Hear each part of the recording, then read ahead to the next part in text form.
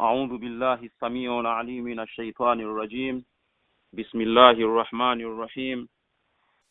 الحمد لله وكفى، صلاة والسلام على عباده الذين اصطفى، خصوصا على أفضلهم وخاتم النبيين محمد أمين وعلى آله وصحبه أجمعين، وبعد. Ila sifa kamilifu anastahiki Allah subhanahu wa ta'ala, Mola wa walimwengu wote, na rehema na amani zimuendee kipenzi chetu mtukufu wa daraja mtume wetu Muhammadin sallallahu alayhi wasallam, na wale wote ambao watakaowafuata masahaba hao kwa wema hadi siku hiyo ya mwisho. Ndugu zangu Waislamu, ninayo sharafu kubwa. Kwanza, kabla ya kumkaribisha shekhe, ningependa kuwashukuruni wote ambao kwamba tumejitahidi na kuhudhuria siku hii au darasa hili muhimu kusikana na kifo. Kwa kweli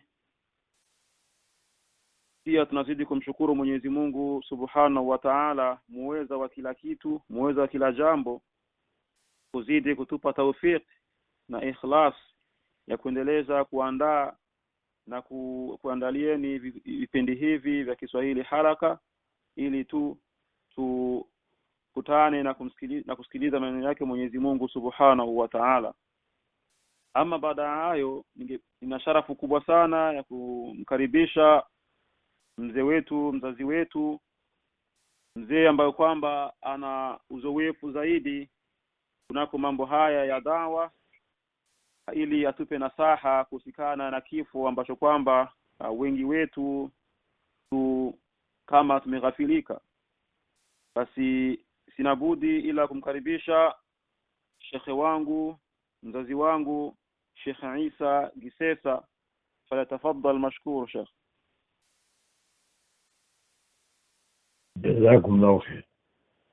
Assalamu alaykum wa rahmatullahi wa barakatuh. إن الحمد لله نحمده سبحانه وتعالى ونستعينه ونستغفره ونعوذ بالله من شرور أنفسنا ومن سيئات أعمالنا. ما يهدي الله سبحانه وتعالى فهو المهتدي، ومن يضلل فلا هادي له. وأشهد أن لا إله إلا الله وحده لا شريك له، وأشهد أن محمدا عبده ورسوله صلى الله عليه وسلم، وبعد. يقول سبحانه وتعالى: يا أيها الذين آمنوا اتقوا الله حق تقاته ولا تموتن إلا وأنتم مسلمون. ويقول سبحانه: يا أيها الناس اتقوا ربكم الذي خلقكم من نفس واحدة وخلق منها زوجها وبث منهما رجالا كثيرا ونساء، واتقوا الله الذي تساءلون به والأرحام إن الله كان عليكم رقيبا. ويقول سبحانه: يا أيها الذين آمنوا اتقوا الله وقولوا قولا سديدا يصلح لكم أعمالكم ويغفر لكم ذنوبكم، ومن يطع الله ورسوله فقد فاز فوزا عظيما. أما بعد، mazungumzo yetu ni kifo. Kifo ni jambo ambalo limeumbwa na lipo. Watu wengi wanakufa, wanashtukizwa, wanaonekana kama wanashtukizwa, na wengine huko siku ya kiyama tamwomba Mwenyezi Mungu warudishe duniani ili waweze kutenda mema kama ilivyotakiwa kuyafanya, kwa sababu hawakuyafanya. Sasa wanataka Mungu warudishe kwenye uhai wayafanye. Hayo ni majuto. Sasa mazungumzo yetu ni kifo, lakini kujitayarisha kufa vizuri, kujitayarisha binadamu afe vizuri. Usije kafe kama kafiri anajikalia, hamtake Mwenyezi Mungu, na huko anawazika wenzake, anawapeleka makaburi, anawazika wenzake, alafu siku yake ya kuzikwa anakwenda kumwambia Mungu kwamba ewe Mungu nirudishe duniani nikifanye mema ambayo sikuyafanya. Sasa jambo kama hili kwa Muislamu wallahi halipaswi kuwa. Inataka tujitayarishe, tufe vizuri.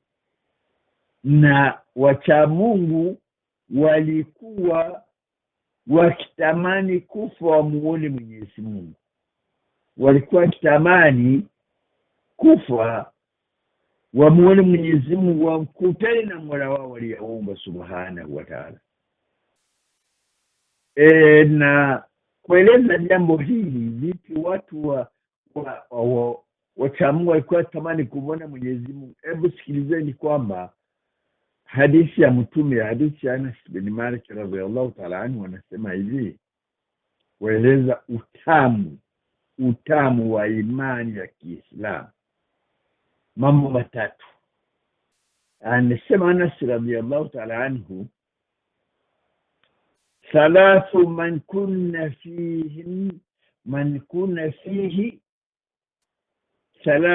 kunna fihi wajada bihinna halawata al-iman.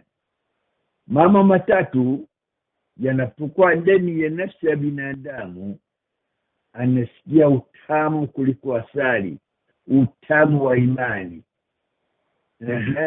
Sasa wewe mwenzangu umekwisha sikia utamu huu, na kama hujasikia utamu, tafuta huyo utamu mpaka na wewe upate. Jambo la kwanza, ayakuna Allahu wa rasuluhu haba ilayhi mima siwahuma. Jambo la kwanza, kutaka upate utamu wa imani ni kuwa umpende Mwenyezi Mungu na mtume wake kuliko watu wote, kuliko viumbe wote, kuliko kila kitu.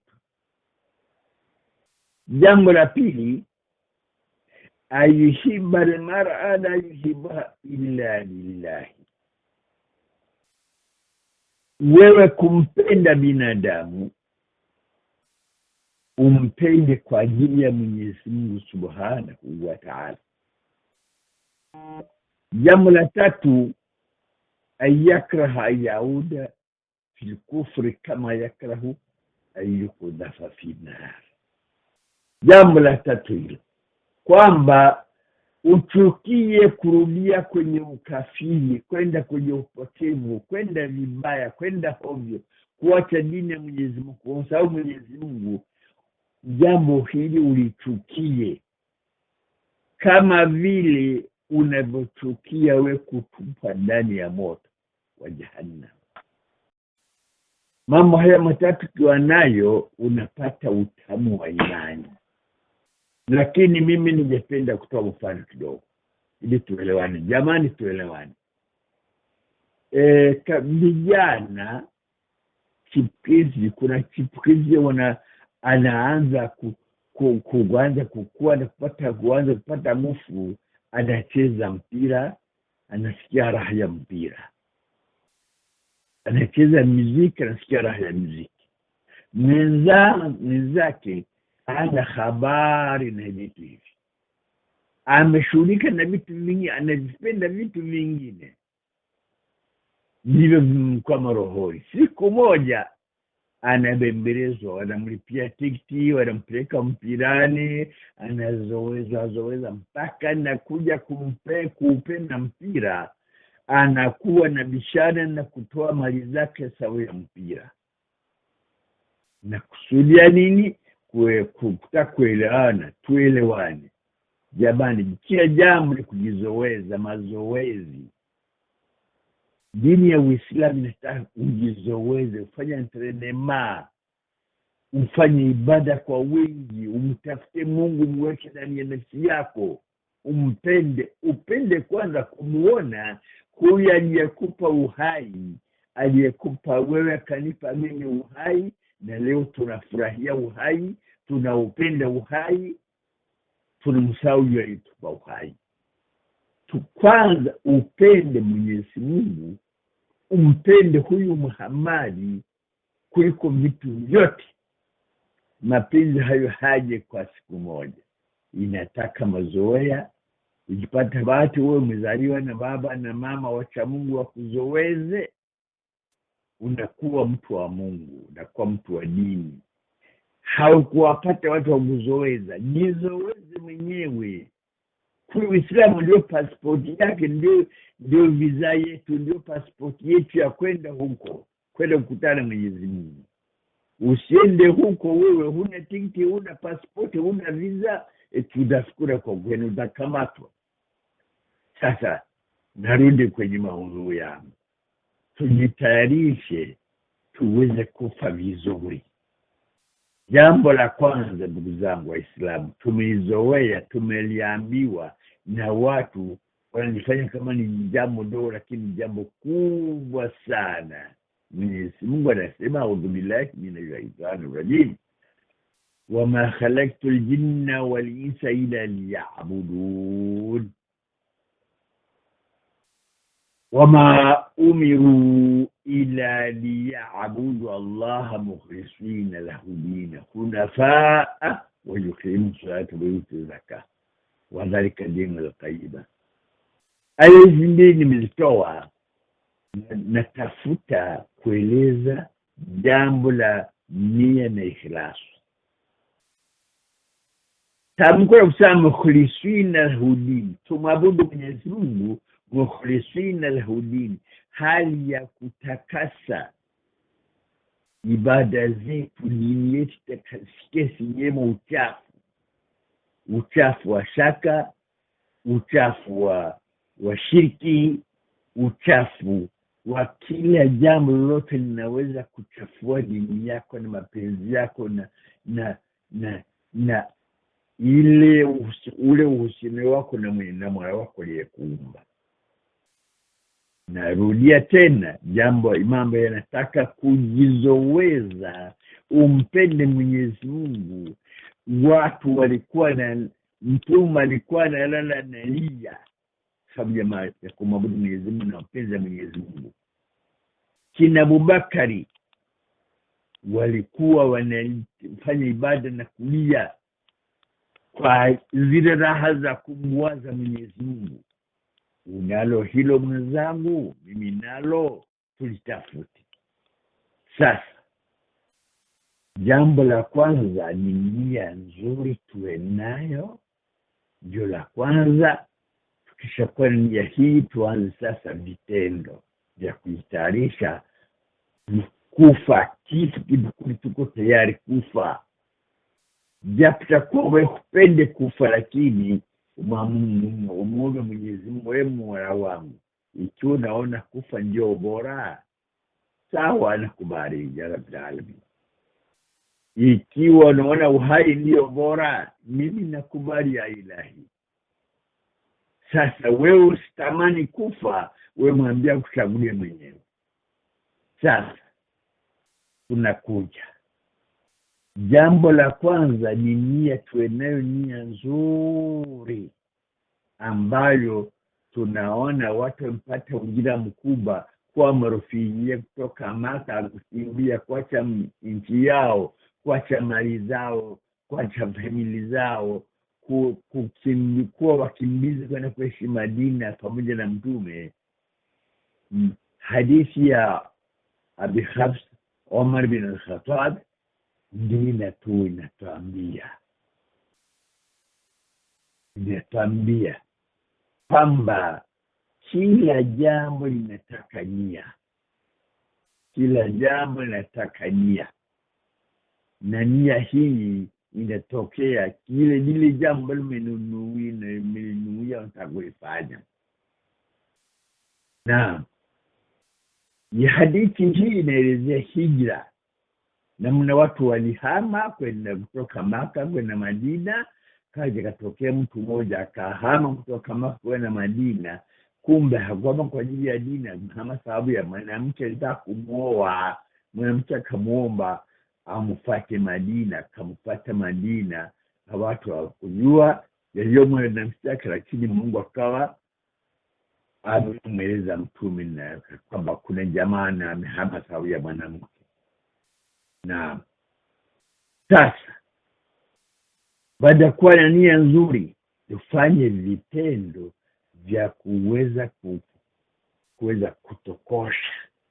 kutokosha binadamu. Tunapenda kujua kwamba jamani, sina sabuni ya kuoga, sio uchafu unaweza kunuka nini.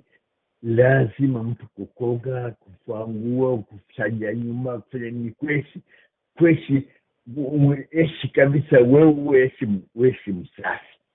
Sasa imani yako inataka kila mara kuisafisha. Sasa kuna vitu unavyovifanya vinasafisha, Mungu anakusamehe yale madhambi, yale ule uchafu wote unafutika. Na kupeni mfano kwa Abubakar radhiallahu ta'ala anhu. Siku moja mtu amekaa anauliza maswahaba, jamani, nani kati yenu mtu amefunga leo? Abubakar akaweka juu, mimi ya Rasulullah. Sema haya. Pili, nani mtu amelisha amempa chakula maskini leo? Abubakar akaweka juu, mimi ya Rasulullah. Tatu, akasema nani mtu leo anakwenda kuwatizama wagonjwa? Abubakar akasema mimi ya Rasulullah. Nne, akauliza, jamani, nani mtu leo amesindikiza jamii swali jeneza la kulisindikiza? Abubakar akasema mimi ya Rasulullah. Akasema jamani, mambo haya hayajawa ndani ya binadamu, yani anakuwa ni mtu wa peponi. Makosa unayoyafanya Mungu anayasamehe kwa sababu ya vitendo vyema unavyofanya. Mfano wa pili, watu ambao wamehama, wakimbizi wamehama pamoja na Mtume Muhammad sallallahu alaihi wasallam, wakawa makafiri, wamefanya kongomano, wanataka kuja kumuua Muhammad sallallahu alaihi wasallam na kuua Uislamu na kufyeka mambo ya Uislamu. Vita ya kwanza ilikuwa ni Badr. Maswahaba waliopigania dini ya Mwenyezi Mungu, waliyempigania Mwenyezi Mungu dini yake, Mwenyezi Mungu akawatizama, akawaambia, jamani, mmenifurahisha furaha ambayo hakuna ambaye lote mtakalotenda mimi likadhuru kitu. Mimi nimefurahieni, nimekusameheni makosa yote mliyofanya na yote, hata mwenye mtakayokuja kuyafanya, hamna kosa hata moja nitakwenda kuondoa raha ambazo, furaha ambayo nimefurahieni. Ahlu Badr. Hiyo ni hadithi ndio Nabii Abdurrahman ameipata kwa Ali bin Abi Talib radhiyallahu ta'ala anhu katika kisa cha Hatib bin Balta. Anasema, inna Allah atara ala ahli Badr faqal ima ma shi'tum qad ghafartu lakum. Aliwatizama watu wa Badri kazi walifanya kusimamisha dini ya Mwenyezi Mungu. Hapo ushindi ni Waislamu liendelea mpaka vile walivyorudi tena Maka, wakaichukua Maka. Sasa na kusudia nini? Kuna vitendo mtu anatenda vinamfurahisha Mwenyezi Mungu, anafikia madhambi yote. Mfano wa pili ni mambo ya saumu. Kama tizama jambo la saumu, anasema Mtume sallallahu alaihi wasallam, saumu yaum Arafa yukafiru dhunubi sanatayn. Dhunubi sanatayn kabisa, miaka miwili Mungu anamsamehe makosa aliyofanya sababu ya saumu ya siku moja, siku ya Arafa.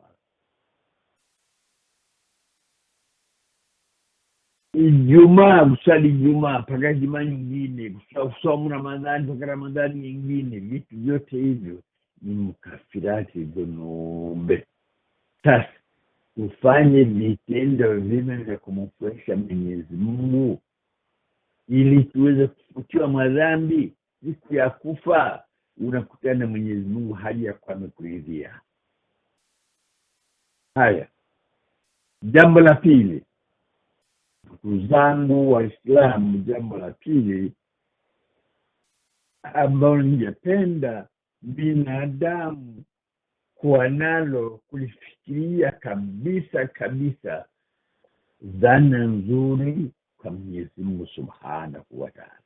Kumdhania Mwenyezi Mungu dhana nzuri, usijukafe ukamkuta Mwenyezi Mungu hali ya kuwa hujamdhania vizuri, unamdhania tu, wala hujawa na uamuzi kusema Mola wangu mpenzi aliyenipa, jambo ambalo hakuna binadamu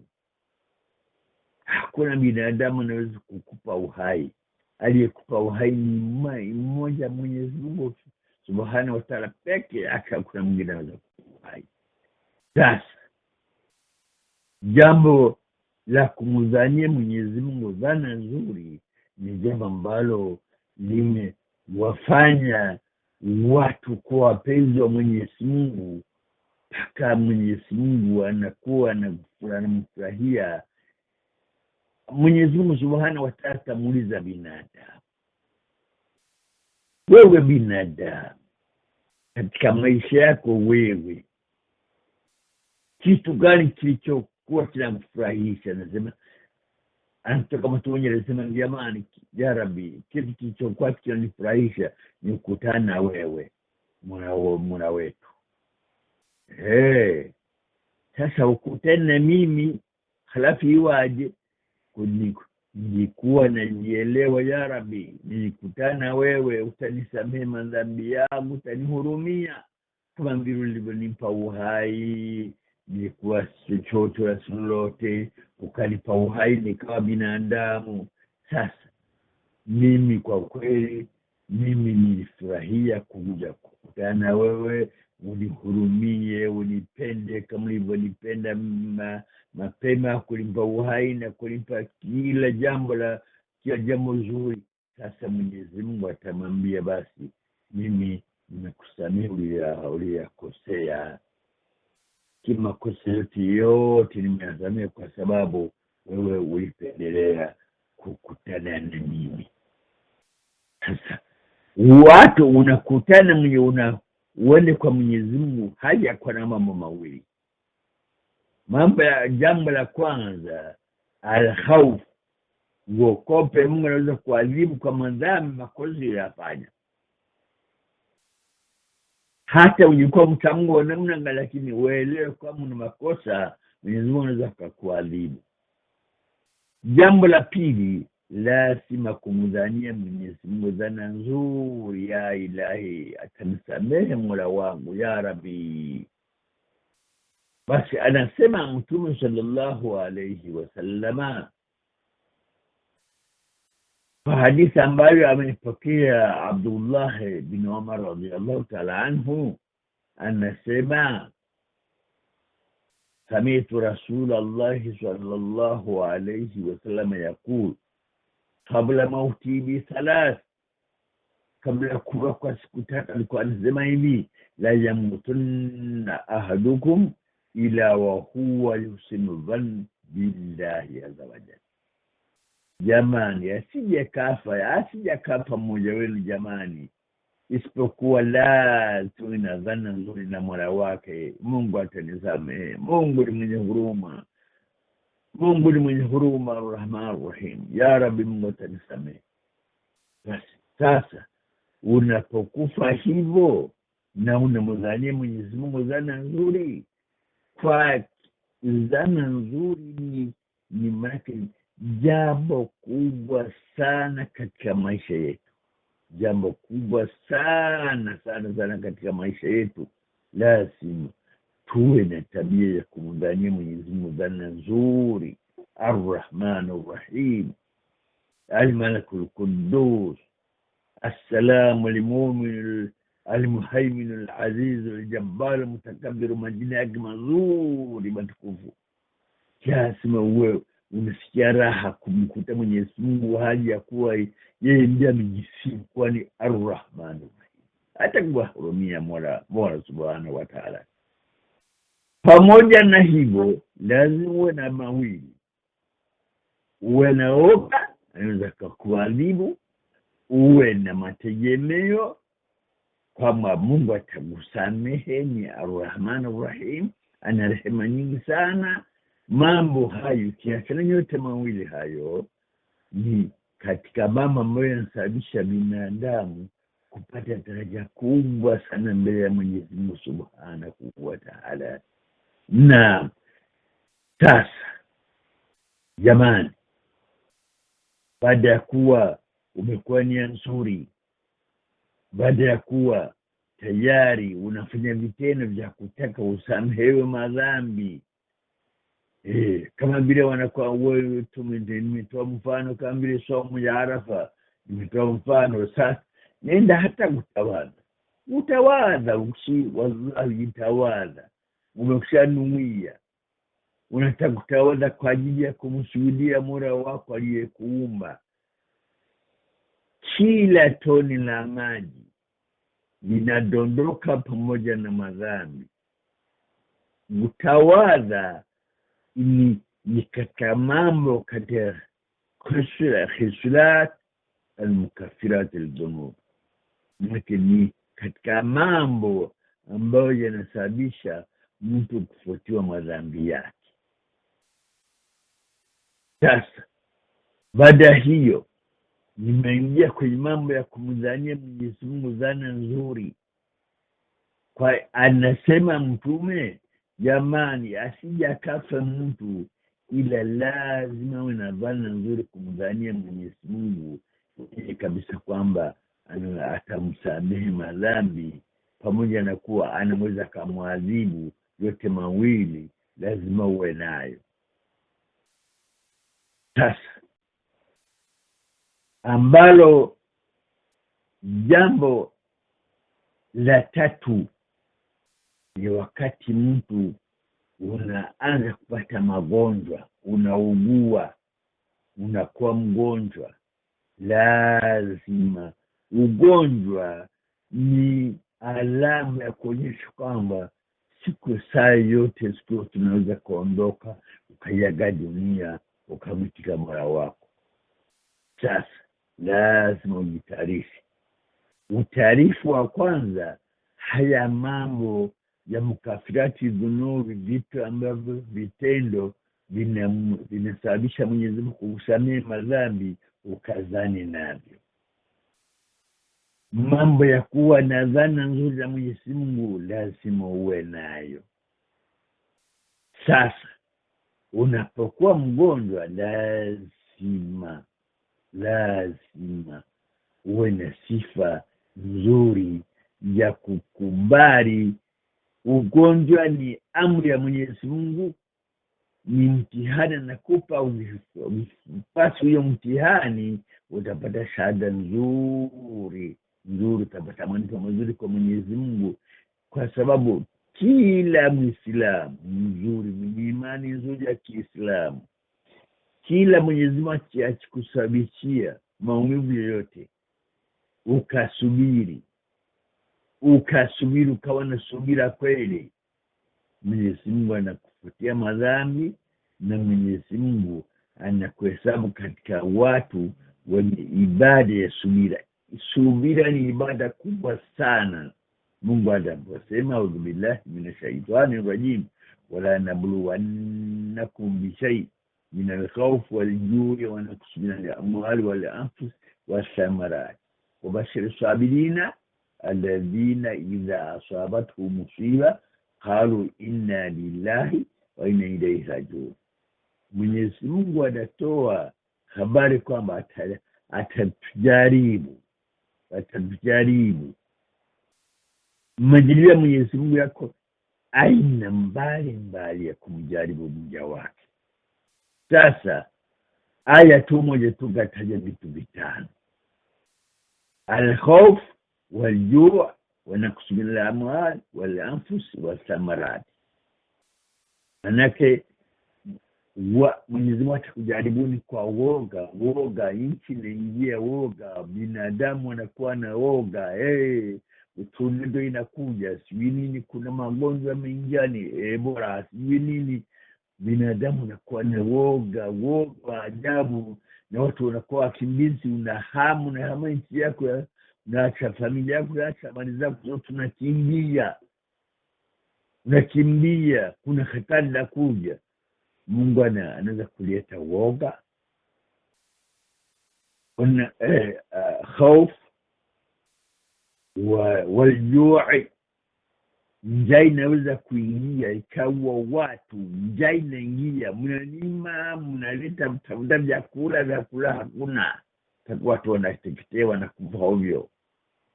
Sisi tumeyaona hayo miaka hiyo zamani, hiyo ilipatikana njaa ikaingia, iliua watu wengi sana.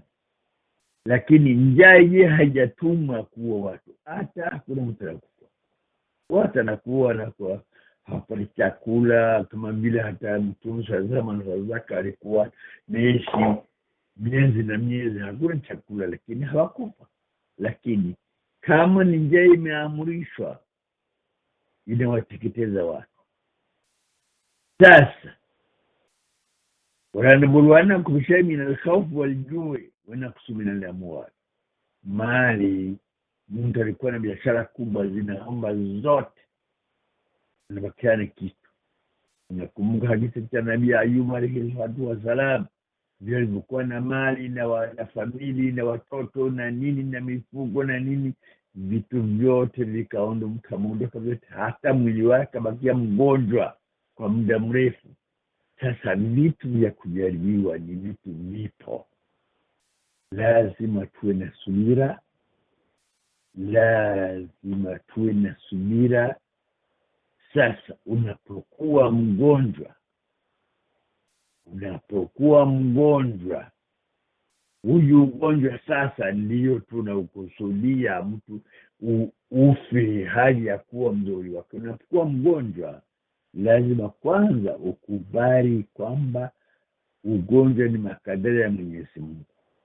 Usitukie ukawa pengine unasema vibaya kama vile makafiri, Mungu alini, si Mungu mimi, kwa nini mimi Mungu alini anafanya hivi, kwa nini Mungu anione, vitu kama hivi za kafiri. Usitamke matamshi ya kafiri.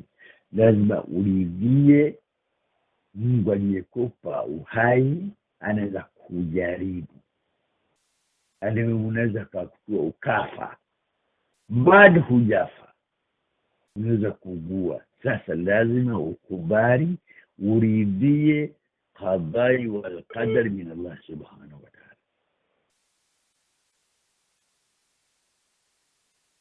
Pia lazima, kama kuna jambo la muhimu la uhusia, lazima uhusie. Kama una madeni ya watu lazima uyalipe, kama una ahadi za watu lazima usitekeleze, na kama hujaweza uwahusie warithi wako wanao waweze kutekeleza jambo hili baada ya wewe kufa. Uandike kabisa. Mtume anasema binadamu napokuwa na wasia na jambo la kuweza kuwaomba warithi wako wakutekelezee baada ya wewe kufa, lazima uandike jambo hilo, uwe nalo karibu kwenye mto wako. Watakapokuja kunyodoka na kuzika, wasome usia wako vile ulivyohusia. Mnifanye hivi na deni la fulani, mnilipie deni hili, nini. Lazima ujaeleze. Hii ndiyo inakuwa vizuri. Madeni unalipiwa, huwezi kwenda kuomba siku ya Kiyama, kwenda kuomba kulipa deni lako tayari wanao wamelipa, mambo yamekuwa vizuri. Na kwa hiyo lazima mgonjwa usia kwanza utoke, halafu wewe unaridhia makadara ya Mwenyezi Mungu. Usijikatukie ugonjwa ukaonekana wewe unachukia, unamlaumu Mwenyezi Mungu, unamtaja Mwenyezi Mungu vibaya. Hapana. Lazima kabisa urudi kwa Mwenyezi Mungu. Wewe unajihusia, unamshukuru Mwenyezi Mungu. Anasema mtu mwema ni yule ambaye Mtume sallallahu alaihi wasallam anasema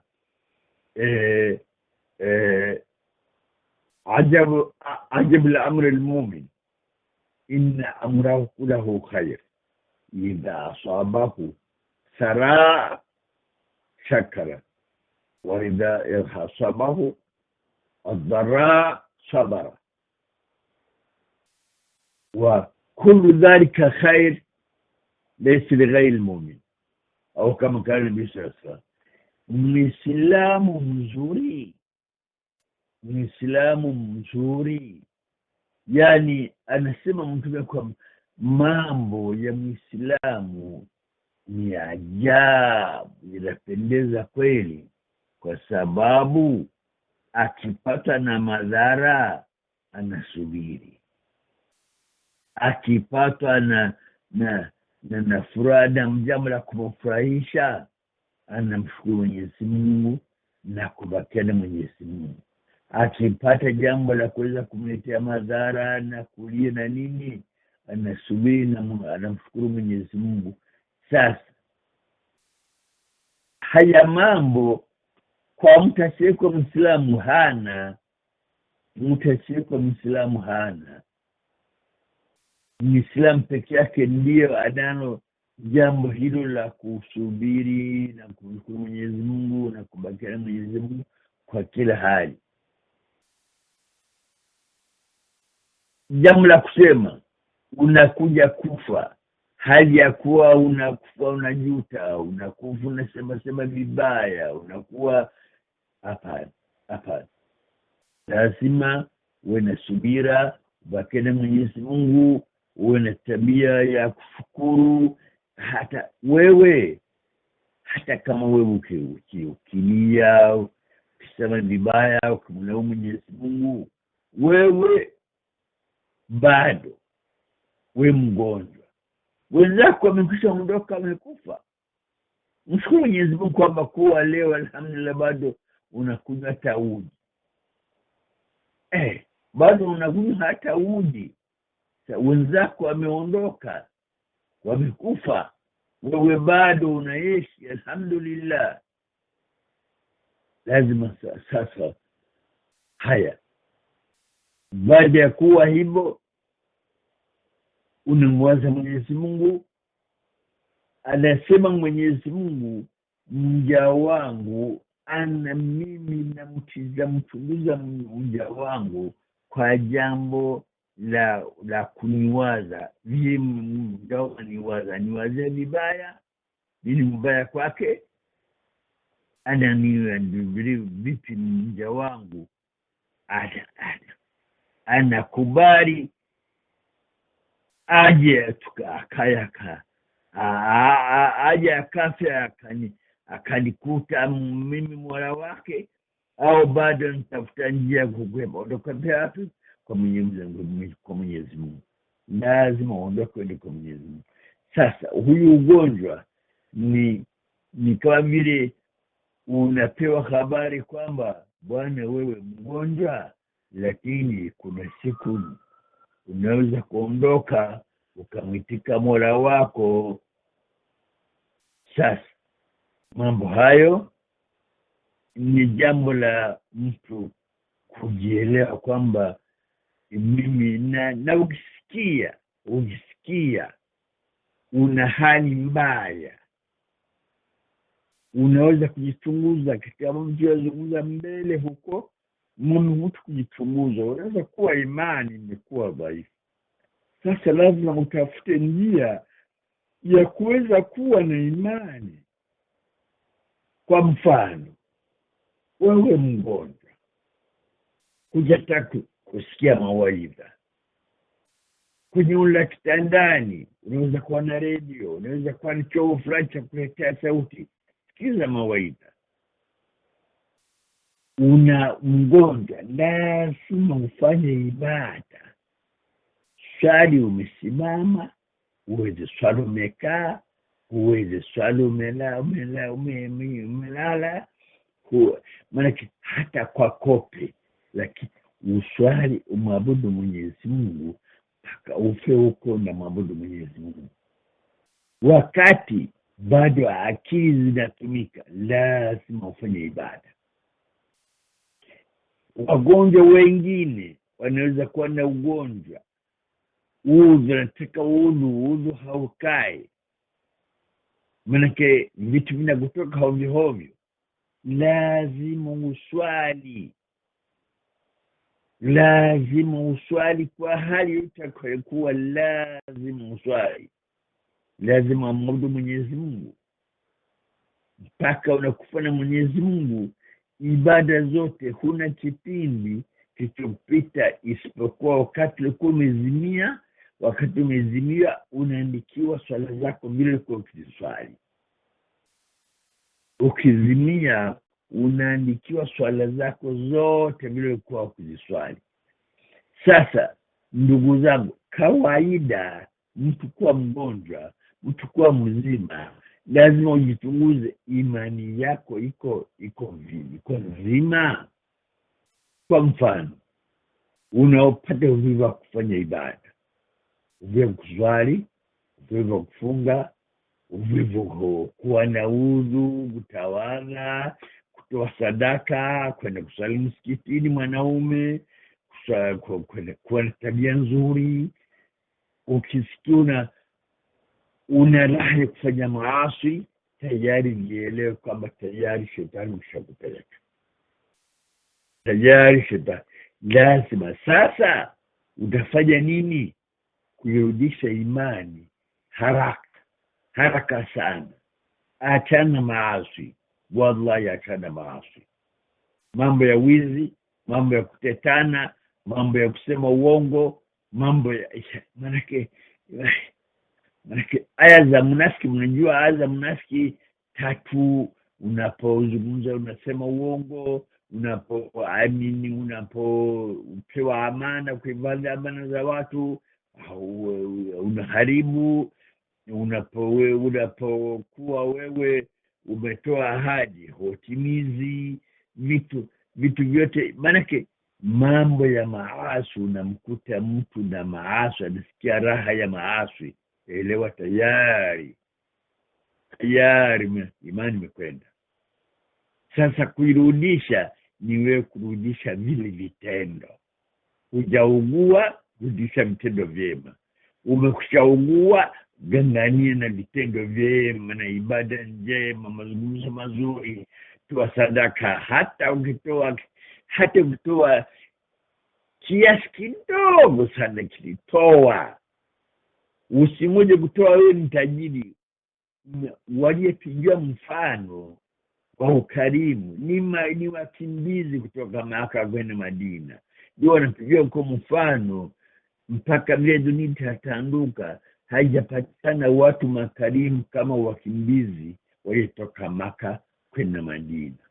Wakimbizi ndio walipigiwa mfano, mambo ya kusaidizana, mambo ya ukarimu, mambo kutoa sadaka, mambo ya wao ndio wamefika. Wamejenga misikiti, wamejenga hiyo Masjid Nabawi, wamejenga Masjid Quba. Wakimbizi ndio wamebadili, ndio wameacha historia kubadili ulimwengu tunakwenda nayo. Nguvu na imani na dini na mafunzo tuliachwa na wakimbizi kutoka Maka kuingia Madina. Sasa naweza kuacha kidogo kama dakika 10 au dakika ngapi.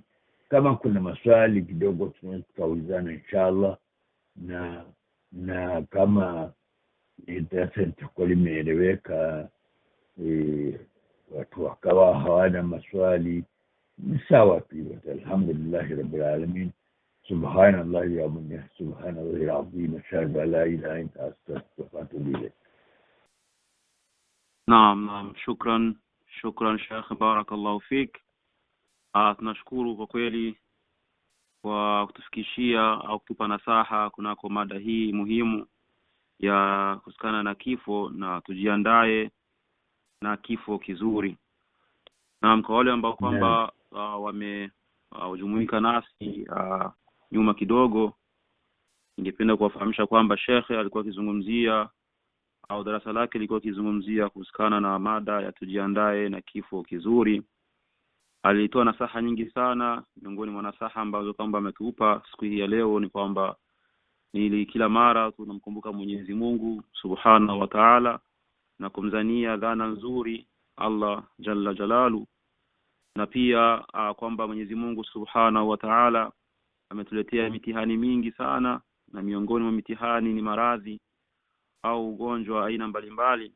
Na Sheikh atuhusia kwamba tunakumbuka kwamba ugonjwa ni dalili ya kifo, na pia tujitahidi kusubiri na kutambua kwamba mitihani na maradhi huwa ni kutoka kwake Allah Subhanahu wa Ta'ala. Kama ulivyomsikia Sheikh, darasa lake ndio limekomea hapa, na kwa wale ambao kwamba wana maswali mawili matatu wanakaribishwa hivi sasa. Utaratibu wetu bila shaka ni kwamba yote ambaye ana swali anaombwa atumie namba zifuatazo: 202-262-5134. Hii ni namba yangu, na pia namba ya Sheikh Salum 512-627-7009. Pia unaweza kubonyeza star mara 3 kwenye simu yako simu yako, ili line ya simu yako iwe itoke kwenye mute na upate kusikika au unapouliza swali lako kwa Sheikh. Naam, ndugu zangu Waislamu, karibuni mwenye maswali inshallah.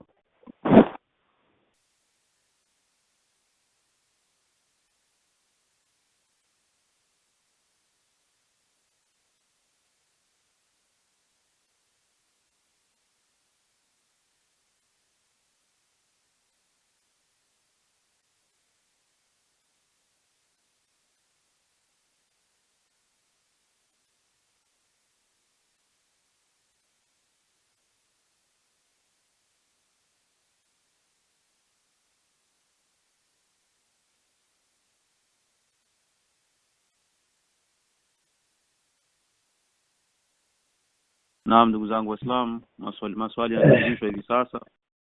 Karibuni.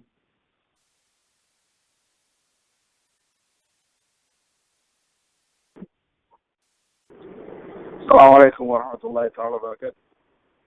Wa alaykum assalam wa rahmatullahi wa barakatuh. Karibu. Na mimi naitwa Frank, jina lingine basi. Karibu. Naam, asante, tunashukuru sana kwa kunipa nafasi kusikia leo. Naam. Nina swala la kuuliza kwa Sheikh wangu. Kwanza nitaka ombe radhi ikiwa kama mtakuwa mnisikii vizuri, niko kwenye uskani barabarani kwa sasa hivi. Unasikika vizuri? Tunakusikia vizuri kabisa. Asante sana. Na hapa kuna shukrani kwa wale ambao mnaoandaa harakati kama hii, ambao ni jambo ambalo zuri sana, mashallah. Mungu awalipeni kwalo.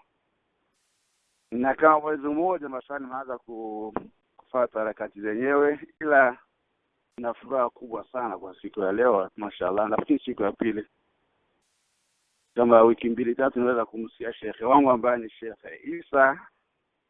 Sijui kama anaweza kuwa ananikumbuka. Nitaka tu kutoa shukrani na furaha kubwa sana kwa kuweza kumsikia tena. Nilikuwa na labda miaka 25-26 last time nimemsikia Sheikh wangu, ilikuwa ni kwenye msikiti wa Nyakabiga. Allahu akbar. Mashallah, alikuwa akitupa mawaidha ya Ijumaa, na mimi nilikuwa miongoni mwa wazini wa msikitini wa Nyakabiga, mashallah. Alhamdulillah, ya Rabbi, Mungu kuzidishie baki ya msikitini bwana. Amin, amin, amin. Allah, nimefurahi sana nilipokusikia mara kwanza leo, mashallah. Nimesema leo nitoe shukrani zangu na furaha kubwa sana, kuombeeni dua kwa hii kazi ya Mungu ambayo mnaifanya maisha yenu, na aweze kuwekea jambo wale waandalizi wa shughuli kama hii, inshallah. Tunashukuru sana. Na nikizungumza kwa sauti ya ndugu zetu Waislamu wa Minnesota wote tunajaribu kufuata harakati za jambo kama hili. Mashallah, Mungu awalipee. Nashukuru sana. Asalamu alaykum. Wa alaykum salaam. Lakini ningekuomba tushirikiane bwana.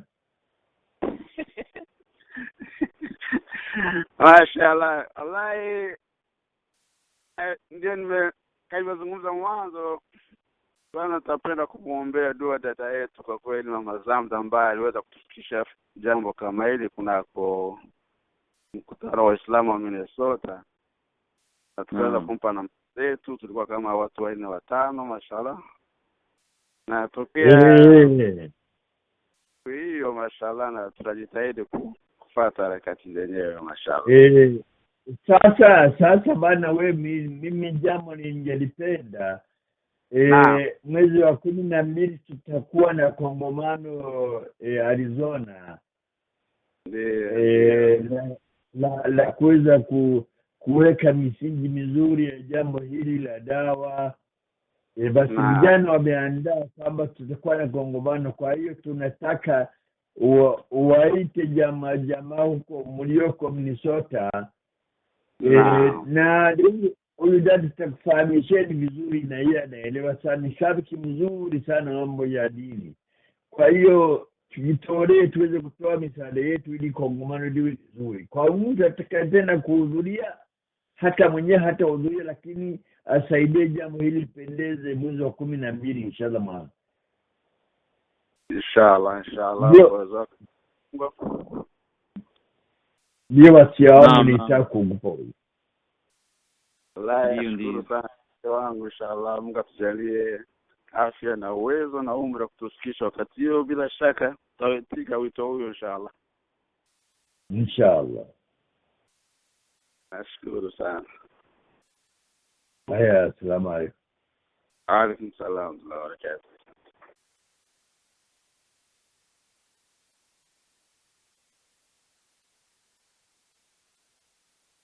Pia tunamshukuru Umul Khair, mama wa khairi, mama Zamzam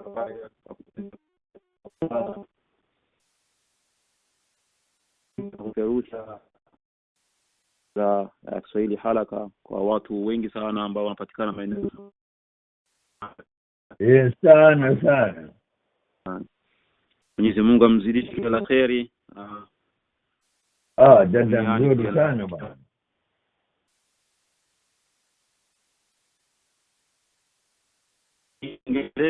Sasa tukijaliwa safari nyingi patika nafasi, ingeweza tutaelezea alama za mtu kufa vizuri, alama za mtu kufa na hali nzuri. Naam. Inshallah. Alamati husnul khatima. Ndio. Naam Sheikh, ni kweli inshallah tutafanya hivyo. Lakini kuna maswali kabla ya kumaliza, kuna maswali ambayo yamejitokeza. Kwanza ningependa nimkaribishe ndugu yangu kaka Msabah aulize swali lake. Karibu, laini yako iko wazi. Tafadhali. Assalamu alaykum wa rahmatullahi wa barakatuh. Wa alaykum salaam. Wa alaykum salaam wa rahmatullahi wa barakatuh. Msabah. Mzee, natoa shukrani nyingi sana na nina furaha kubwa kwa kusikia kwa siku ya leo. Siku zilikuwa zimekuwa nyingi. Mwenyezi Mungu akulipe kwa kazi yenu nzuri mnayoifanya kutufikishia ukumbusho mzuri kama huo. Swali langu kwenye mada ya kifo uliyozungumzia leo. Ndio. Baadhi ya aya ama mafunzo ambayo tunayapata kama Waislamu, kwangu mimi sina shaka nayo, sio kama mwanadamu wakati mwingine yananiletea maswali. Kuna mafunzo tunafunzwa kama ulivyofunza kwamba kila kinachomfika mwanadamu ni kutoka kwa Mwenyezi Mungu Subhanahu wa Ta'ala, hilo halina shaka. Na kuna aya ambayo inazungumzia kwamba mwanadamu atakayetoa nafsi bila ya haki, huyo atahukumiwa. Swali langu liko hapo. Ikiwa kama kila jambo linalomfika mwanadamu limepangwa na Mwenyezi Mungu, na huyo ambaye aliyemtoa mwingine nafsi ilipangwa na Mwenyezi Mungu, inakuwaje huyo ahukumiwe na tayari mambo ambayo yamepangwa na Mwenyezi Mungu? na asante sana bana. Al-qada wal qadar, jambo la kuamini makadara ya Mwenyezi Mungu ni jambo la wajibu. Mtu binadamu hafe ila saa ya kufa imefika. Sasa saa ya kufa imefika, kuna mtu anakufa kwa ugonjwa, ni amri yake Mwenyezi Mungu Subhanahu wa Ta'ala. Kuna mtu amekufa kwa accident ya gari barabarani, ni amri ya Mwenyezi Mungu Subhanahu wa Ta'ala. Na kuna mtu kakuonea, kakupiga tu kisu, kaja kukuiba, ulipoamka kusema kidogo usimame, kakupiga kisu, kakuua. Kifo hiki kimeandikwa na Mwenyezi Mungu. Lakini huyu mtu ambaye kaua nafsi imefikia siku ya kwenda kufa, imeandikwa na Mwenyezi Mungu. Na huyu ambaye ameua jambo lileta shida kwa binadamu. Huyu ameua nafsi ambayo Mwenyezi Mungu ameandika lazima iondoke. Haya, hii ina maana gani hii? Ina maana Mungu Subhanahu wa Ta'ala aliyetupa katupa nafsi tukawa hai, na vitendo ameviumba. Na kumba kwa Mungu, Mungu angoje kusumuka na kuumba, ni kun fayakun. Anaamrisha vitendo vizuri viwepo na vitendo vibaya viwepo, na binadamu waonekane. Huyu anafanya vile, anachagua vile vitendo vizuri, na huyu anachagua vile vitendo vibaya. Na vyote viwili, vitendo vibaya na vitendo vizuri, vimeumbwa na Mwenyezi Mungu. Mungu aliyekuumba na ndiye ameumba na vitendo. Sasa ukichagua kuua, huyu mtu amefika siku ya kufa, lakini wewe ndio umechagua ndio umalizie. Na mengine ayuko na msaidia, anapokitaza bwana wewe usiue huyo jamaa. Haya mambo ni mambo Mwenyezi Mungu ameyaomba, na kila mmoja utahukumiwa kwa lile alilotenda, na vitendo vyote ameviumba Mwenyezi Mungu. Sasa yule ambaye kaua ataulizwa kwa nini umeua. Usiwe na hoja ya kusema Mungu niliua kwa sababu huyu mtu alikuwa amefika wakati wa kufa. Nani alikwambia kama huyo amefika wakati wa kufa? Na wewe ndio nani amekwambia kwamba wewe ndio utoe nafsi za watu? Umemuua, utahesabiwa kwamba wewe umeua. Halafu jambo zuri,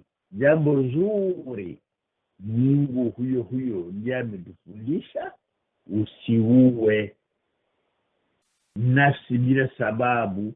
Lazima uwe jadi, wewe ndio usome sheria ya Mwenyezi Mungu. Halafu mtauawe, haukumuua wewe, ameuawa na sheria ya Mwenyezi Mungu limemuua. Wewe ni jaji, kazi yako wewe ni kusoma sheria. Lakini ukiweka kisu kumuua mtu sababu ya ubaya, Mungu atakuuliza kwa nini umejifanya wewe ndiye muuaji wa kuua watu. Ili ni yote Mwenyezi Mungu ndiye amekadiria, na Mungu ndiye amepanga hivyo. Mungu amepanga atakayeua lazima muulize kwa nini umeua, nani amekuruhusu kuua.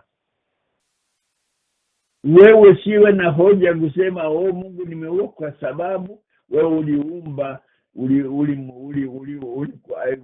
siku yake ya kufa ulikume. Nani amekwambia kama siku imefika? Yote hiyo Mungu anaficha ili aone nani ataua na nani atasaidia mwenye kuuawa. Utasema nimemuua fulani kwa vile Mwenyezi Mungu siku ya kumua imefika. Nani alikwambia kama siku ya kumuua imefika, na nimekwambia kama Mungu mimi ndio nimekutuma muue. Mungu ana askari wake na wamanika wake wa kutoa nafsi. Wewe kwani nimekwenda kuua nafsi? Hiyo lazima mtu aadhibiwe, na vyote hivyo amepanga Mwenyezi Mungu, na sisi tunafuata sheria ya Mwenyezi Mungu. Hatuna namna ya kwenda nje ya sheria ya Mwenyezi Mungu. Sijui kama nitakuwa nimeeleweka au bado. Mimi nimekufuatilia kwa ukaribu, nimeelewa 100%. Mwenyezi Mungu akulipe kwa msaada wako. Asante sana Mzaba. Naam, shukran Wara Msabah kwa swali lako. Pia tunamshukuru Sheikh kujibu swali hilo. Naam, ama swali la kufuata Sheikh, ndugu yetu anauliza, anasema asalamu alaykum wa rahmatullahi wa barakatuh. Sheikh, tunashukuru sana kwa nasaha ambazo umetolea siku hii ya leo. Swali langu ni kuhusu alama za wanafiki. Sheikh umetaja kwamba alama za wanafiki ni 3. Anapozungumza husema uongo, anapotoa ahadi ukhalifu au hatimizi, na anapoaminiwa hufanya khiana. Sheikh, ikiwa maana mtu paka awe munafiki na kuna liwa na kuongezea na jambo la nne kwamba anapokuwa amehitirafiana na mtu anakimbia kupigana. Naam. Shukran kwa kuongezea hilo. Naam. Anasema kwamba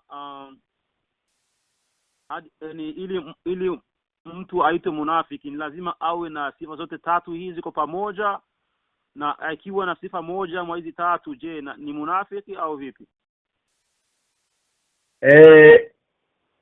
Manake Mtume sasa ameelezea hivyo. Mtu akiwa na moja amekwisha kuwa na mikrobi ya unafiki. Manake mtu anapelekwa hospitali, ule ugonjwa unapokuwa umekwisha mshinda, umeshaenea mwili mzima. Lakini ugonjwa unapoanza kwenye ukucha, mtu anaweza kuumwa na kupewa kelele kwamba ukucha unamuuma. Basi sasa anapokuwa mtu anasema anapokuwa na hisla moja anamkisha kuwa na hisla ya unafiki. Manake ana mikrobi ya unafiki. Lakini anapokuwa yote 3 anakuwa kamil nifaq, nafiki kamil. Naam, shukran Sheikh, barakallahu fik. Nataraji kwamba muulizaji swali amefahamu majibu yako bila shaka. Naam. Ama swali la kufuata, maswali mawili yamekuja pamoja, nitauliza swali moja ili na wewe upate fursa ya kuyajibu inshallah. Ndugu yetu anasema, nina swali, je, mtu akikaa akaomba dua alafu asipati alichokiomba kwa muda wa miaka kadhaa, akamfikiria Allah vibaya kirohoni bila kutamka mdomoni, je, anapata dhambi au Allah hajibu dua yake kwa sababu ya fikra zake mbaya? Naam Sheikh, tufaidishe Sheikh, karibu. Kwanza kuomba dua kuna mambo 3. Jambo la kwanza, binadamu ana haja kwa Mwenyezi Mungu. Lazima kwanza uelewe kwamba haja yangu sina mwingine atakayefanya Mwenyezi Mungu. Jambo la pili ni kumlilia Mwenyezi Mungu, kuinua mikono na kuomba dua. Unapoomba dua, unawemuomba ana hiari kukupa leo au kesho. Ana hiari ya kukwambia sitaki kukupa. Ana hiari ya kukunyamazia, kutizama mpaka atakayokuja kukupa mwisho umetoka. Jambo la 3, mtu lazima awe na nafsi ni kuwa na subira. lazima uombe pamoja na kutarajia na uwe na subira. Usimlazimishe Mwenyezi Mungu kukupa leo au kesho. Mwenyezi Mungu na yeye vile vile, jambo la kwanza anaweza kukujibu pale pale, kukupa pale pale, na usifikiri kama kukupa pale pale ni dalili ya mapenzi. Hata anaweza kukupa kila unapomwijia anakupa, mara anakuongezea, hata kama hukumuomba anakupa tu. Usifikiri kama Mungu anakupenda kuliko Muhammad, alikuwa anakaa miezi na miezi ana njaa. Kwa hiyo usije ukajifikiria kwamba wewe mali unazo kwa sababu Mungu anakupa kwa sababu anakupenda. Hapana, wewe bakia mja wake, mtumwa wake. Akikupa shukuru, hakukupa shukuru. Kila hali utakayokuwa nayo lazima ubaki na mnganganie Mwenyezi Mungu. Kuna siku anakunyima, anakuwekea kwenye kaunti yako huko peponi.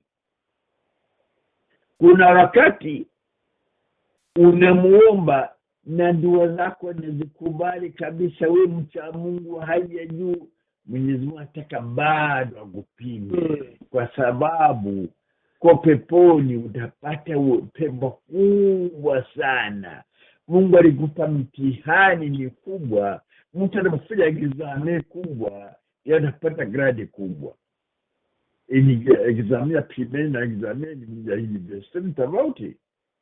Unafanya mitihani mikubwa ndio utapata cheo kubwa. Sasa Mtume anasema albalaa akthar albalaa lilanbiya thumma al-amthal thumma al-amthal.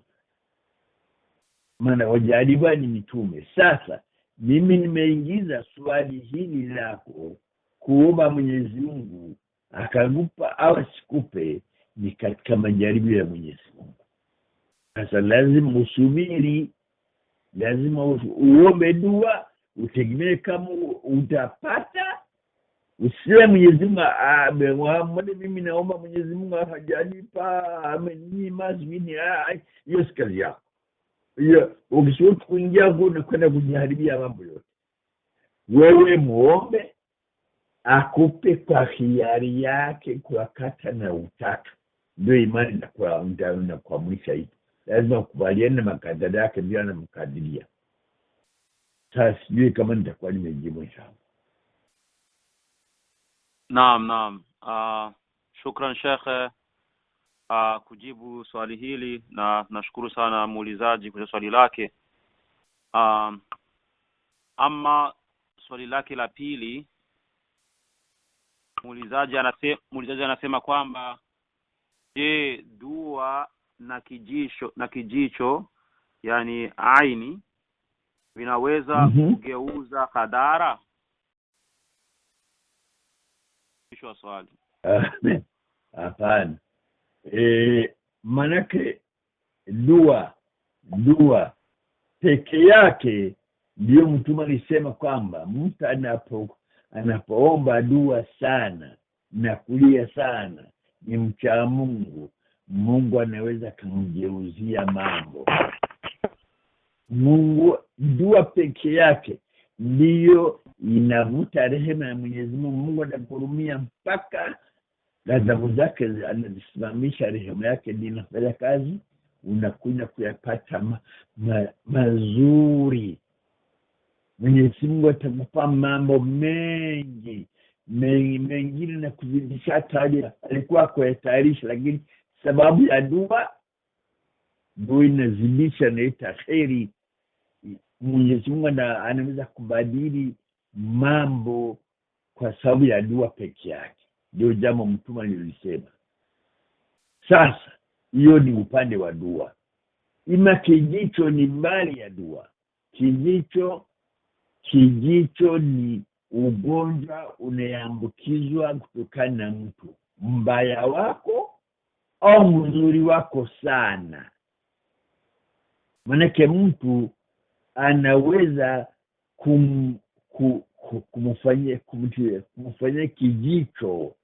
kijicho asili yake ni inakwenda nafsi nafsi inatoa energy yake, nguvu yake. Nafsi inapitia kwenye macho, unamtizama binadamu. Wallahi ya akhi, samahani kidogo, nataka kuvuga mazungumzo maana kidogo Kiswahili chenyewe. Nasikia kuna kisa kilipatikana huko Uingereza zamani. Mwanamke alikuwa nampenda kijana fulani, halafu siku moja akamwona huyo kijana amependana na binti mwingine. Basi chuki, alimtizama kwa jicho mbaya yule binti ambaye ni amemvuta na mpenzi wake, mpaka moto kalipuka ndani ya nguo za ule binti aliyetizama. Kijicho kina mabaya zaidi.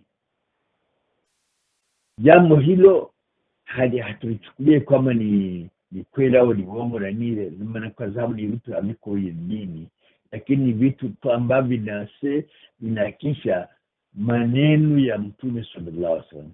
Kijicho ni ainu hakun, kijicho ni ubaya ambao upo na ni haki kabisa. Mtu anaweza kuwa amempenda mwenzake kumtizama kijicho mpaka mtakaugua homa. Mtu anaweza kawana mchukia mwenzake akamtizama kwa kijicho. Manake kijicho, macho anachukua energy kutoka kwenye nafsi.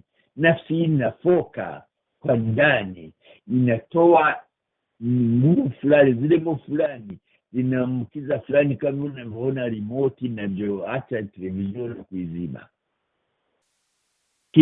Manake mtu anapata ugonjwa kwa sababu ya kijicho.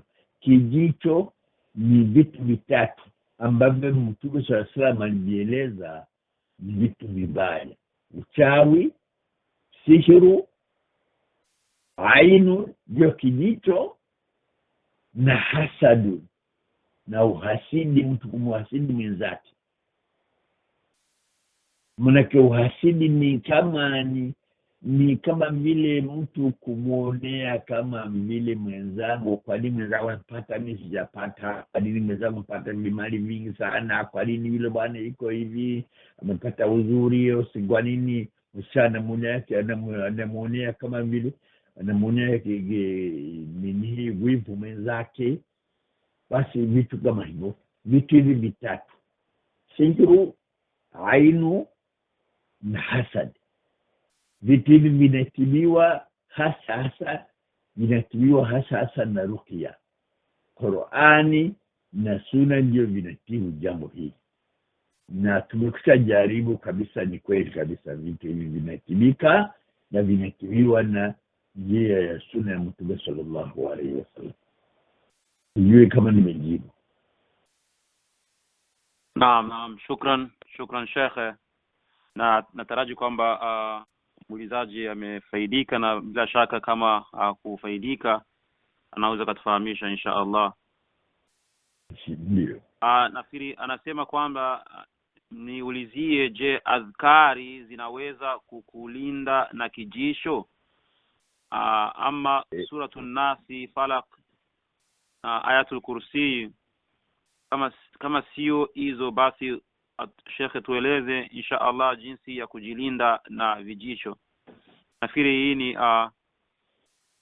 ni maendelezo ya swali lake hapo kabla.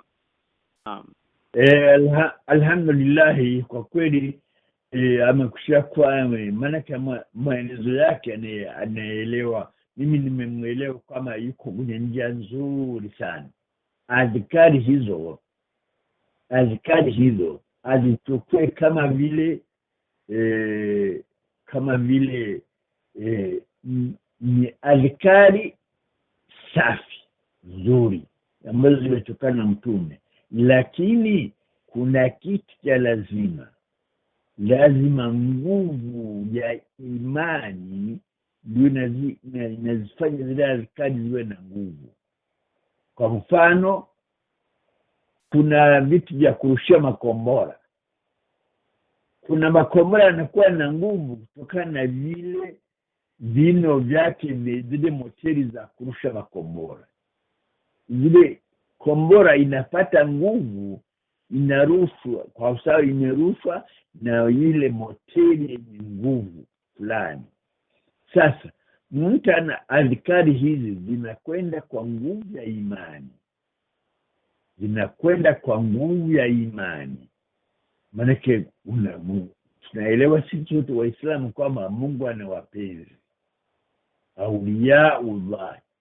Hawa wapenzi mitume ndio wa kwanza, baada ya mitume ufasi wa mitume, wale wanaofuata sunna za mitume.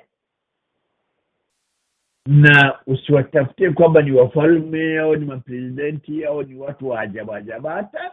Unaweza kuwa ni mtu maskini, watu wanamuona mtu maskini hana lolote, kumbe ni wali mkubwa, imani ipo nzuri, limependeza na nguvu.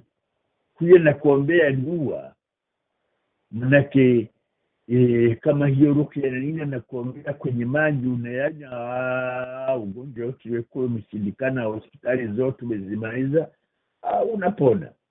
Kwa hiyo narudi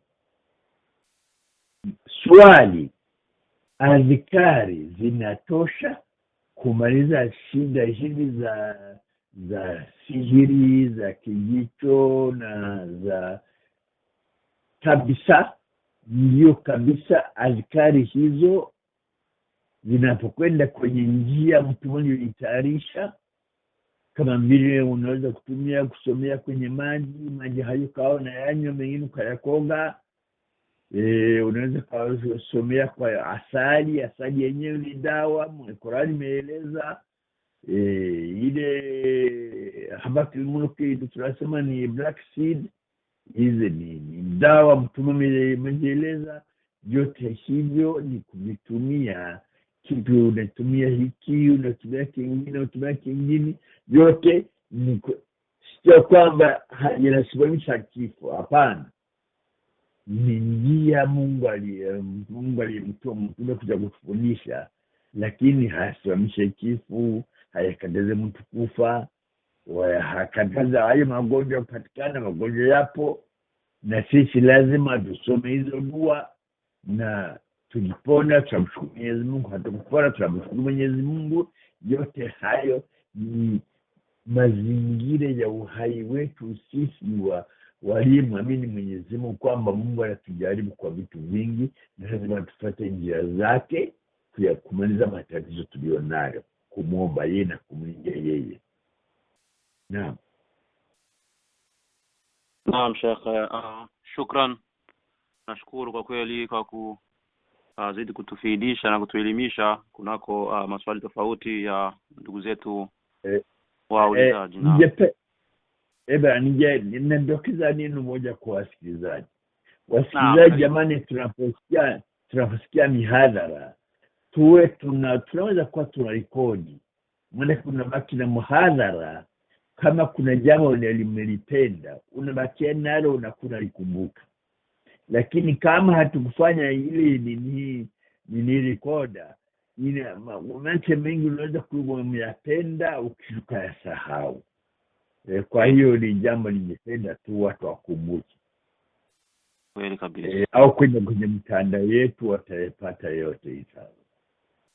Naam. Ni kweli, bila shaka ni hivyo. Yale ambayo unayapenda ni vizuri kuwa nayo mara kwa mara na kuwa unajikumbusha. Inasaidia sana kwa sababu sisi shughuli ni nyingi sana. Na kama kufanya rekodi iende kwenye mtandao wetu atayapata. Naam, rekodi zipo. Naam, ndio kabisa. Naam, Sheikh, ndugu yetu ambaye kwamba alikuwa akiuliza maswali haya ya kijisho, anasema kwamba barakallahu fikum. Mwambie Sheikh tunashukuru sana, na kama unahusia inshallah anielekeze. Nafikiri umeshamuelekeza ya kutosha inshallah. Alhamdulillah, shukrani, alhamdulillah. Naam. Na sisi bila shaka tunataraji kwamba hapo Disemba mwezi wa 12 mwaka huyu tukutane pamoja ili tukuone. Kwa kweli tunafurahi sana kabisa kwa shekhe wetu kuzidi kutupa elimu Naam. Bana, mimi ulikumbusha kidogo bana, unidai mimi nilikuwa nimetayarisha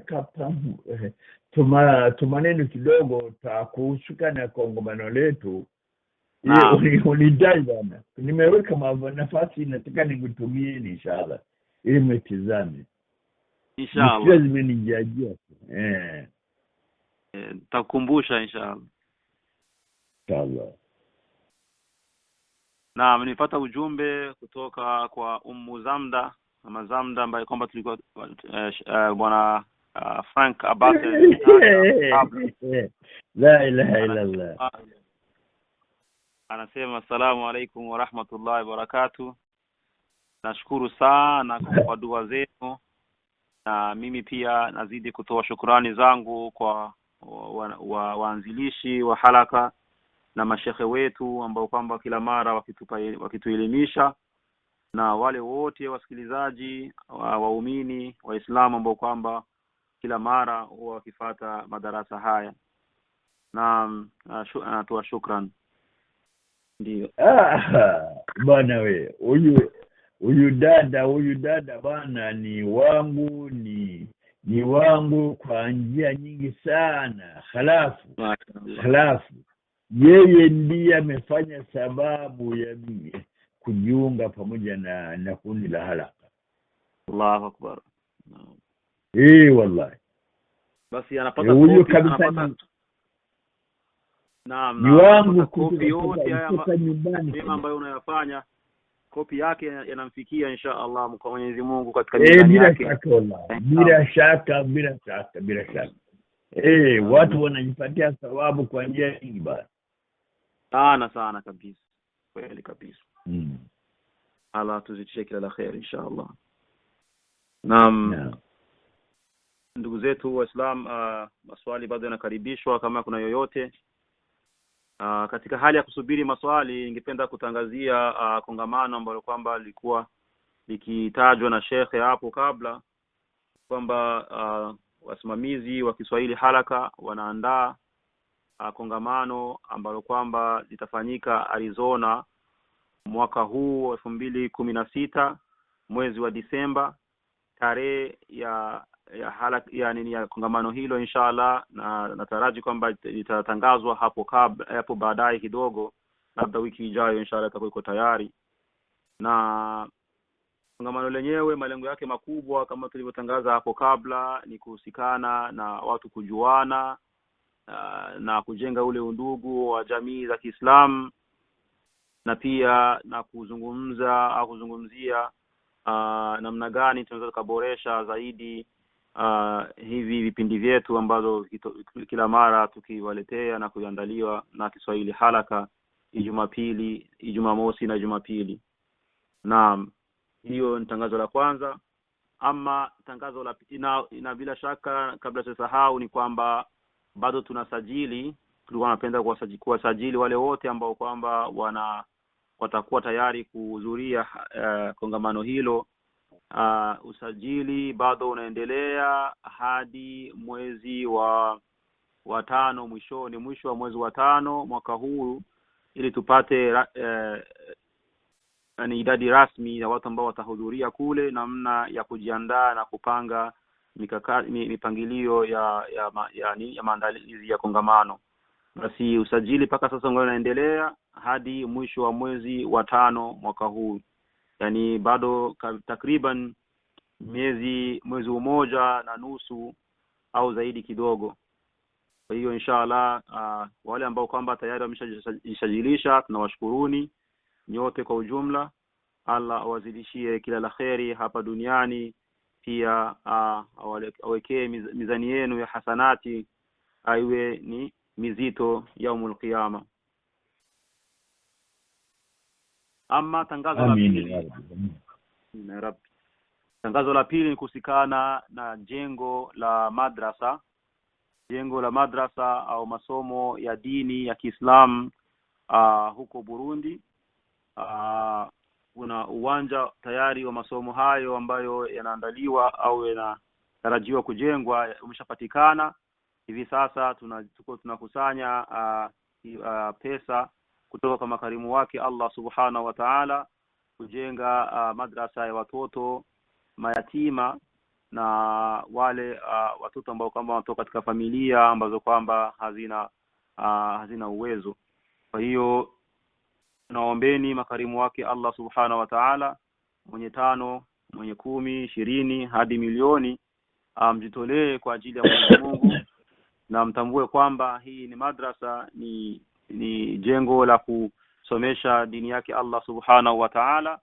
Kwa kila herufu ambayo kwamba mtoto huo akisoma katika madrasa hiyo, bila shaka anapata thawabu, na thawabu hizo zinakundi katika zile thawabu ambazo kwamba Mtume wetu Muhammad sallallahu alaihi wasallam amesema kwamba ni sadaqatun jaria, ni ya kudumu, sadaka ambayo kwamba itakufuata hadi utakapokuwa kaburini hadi yaumul qiyama. Kwa hiyo ni fursa dhahabia, ni fursa kubwa sana kwa makarimu wake Allah subhanahu wa ta'ala kujitolea kwa ajili yake Mwenyezi Mungu, ili dini yake Mwenyezi Mungu subhanahu wa ta'ala izidi kuimarika.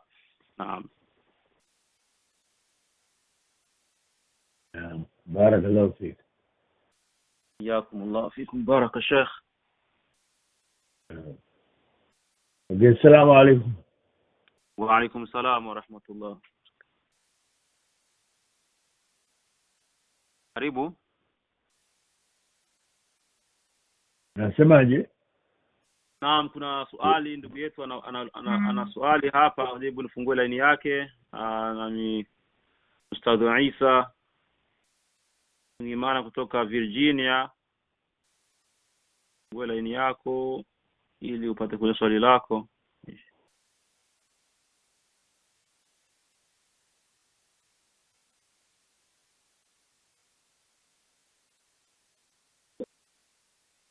Naam Sheikh Isa, naona namba yako msioni, basi ikiwa kama uko kwenye line naomba ubonyeze star mara 2 kwenye simu yako ili line yako iwe wazi.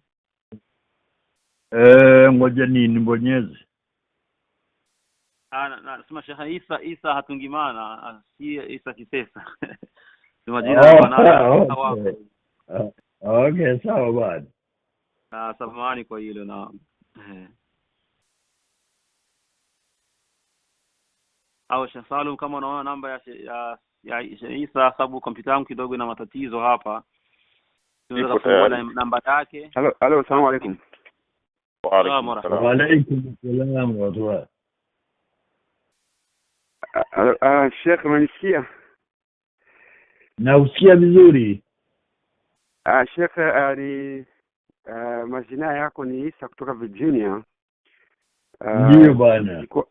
Nilikuwa napenda kutoa shukrani sana, jazakallahu kull khair.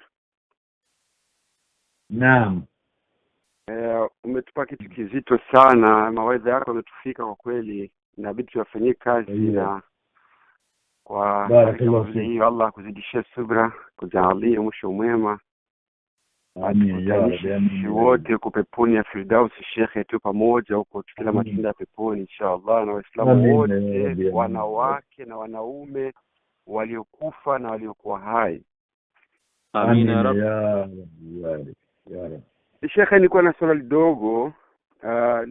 Nilikuwa nilifanyia uchunguzi hata kwenye Google, lakini bado sijalipatia ufumbuzi, maana nikasema nisaidie kidogo kama Allah akikuwezesha inshallah. Ni kuhusu mawaidha umezungumza kwanza tu, darasa lako la leo la kifu. Ni kuhusu kifu umezungumza. Kifu sasa katika tunavyoelewa katika daraja ya mwanadamu baada ya kufa, maisha yale ya barzakh tunafundishwa katika Uislamu. Sasa wakati mwanadamu anakuwa amelala, anakuwa yuko katika maisha ya barzakhi, au kwa sababu kuna aya zinazungumza, kwa mfano aya inazungumza katika surati al-An'am, alladhi yatawaffakum بالليل ويعلم إلى آخر الآية. أنا vile tunaomba dua sisi Waislamu tukilala, tukiamka tunaomba alhamdulillah alladhi ahyana ba'da ma amatana. Kama vile wakati mwanadamu amelala usiku, anakuwa katika maisha barzakhi, na yeye analala kwa hesabu, kwa sababu Mwenyezi Mungu anachukua nafsi zetu kwa mujibu wa aya shekhe, au nasemaje? Jazakumullahu khairan. Wayako. Aya hii inaelezea ni kama vile aya nyingi sana za mawaidha, kueleza hali zetu vile tunakwenda tunabadilika, tunazaliwa na tumboni, kisha na mimba za miezi 9 nazaliwa na kuwa na hivi na hivi. Hizi aya za mawaidha kumweleza binadamu vile Mwenyezi Mungu anavyokuwa na kwenda na mbadilisha na vile Mwenyezi Mungu alivyopanga vile binadamu anabadilika mpaka amefikia kuelezea mabadiliko ya usiku. Binadamu anapokuwa amejipumzisha anapata usingizi, na huyu usingizi unakuja kama vile kwa sura kusema binadamu anakuwa ye mwenyewe hajijui, wala ule uhai haukamiliki. Unapata upungufu kama vile mtu amekufa. Si kifo cha hakika, lakini ni sura. Mungu anataka adukumbushe sura, namna binadamu navyokuwa umelala haujijui. Unaona umekuwa mfalme Marekani, unaingia Ufaransa umekuwa president wa Ufaransa, ndani ya unakuja shtuka huko kwenye uvungu wako, kwenye kunguni zako zinakuuma.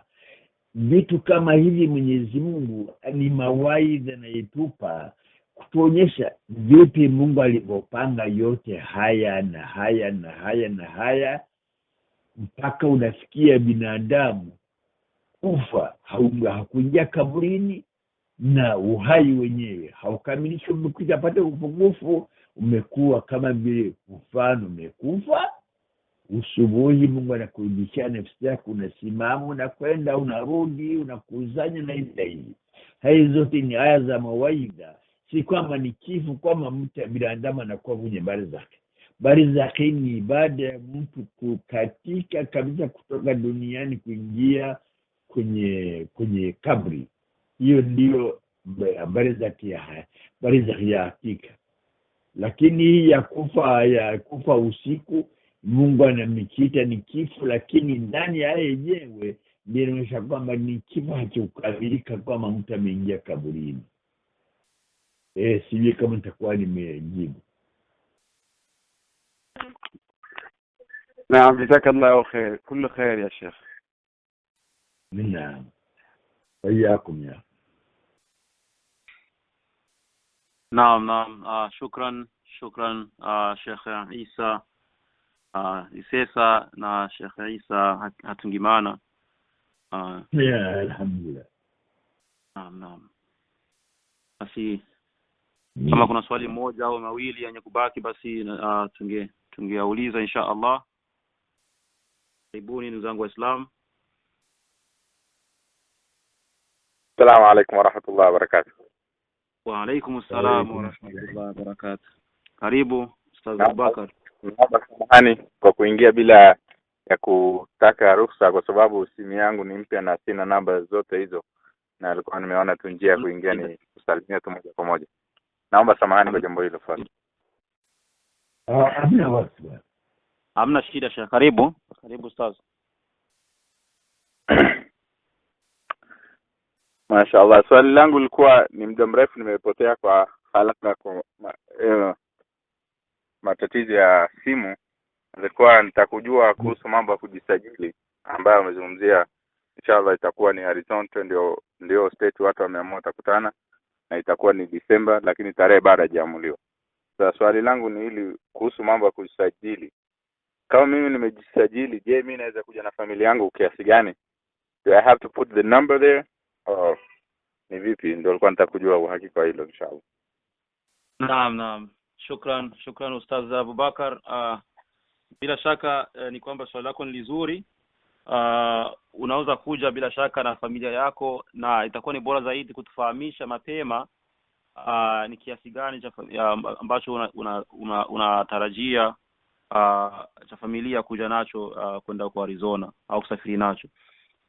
Kwa sababu utafahamisha namba itatusaidia na sisi bila kuandaa nafasi ambayo kwamba mtafikia utakapofika huko Arizona inshallah. Naam. Sababu nafikiri nimeshakusajili lakini kwa sijajua idadi ya familia ambayo utakuja nayo, basi itakuwa ni bora zaidi kutufahamisha pata fursa.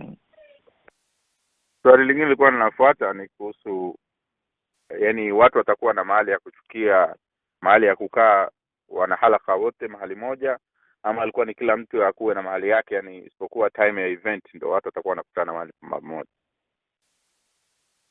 Naam, nafikiri swali hili tulikuwa tunalizungumzia hapo kabla. Nafikiri kwa sababu labda wewe ulikuwa haupatikani kwenye haraka zetu za hapo kabla.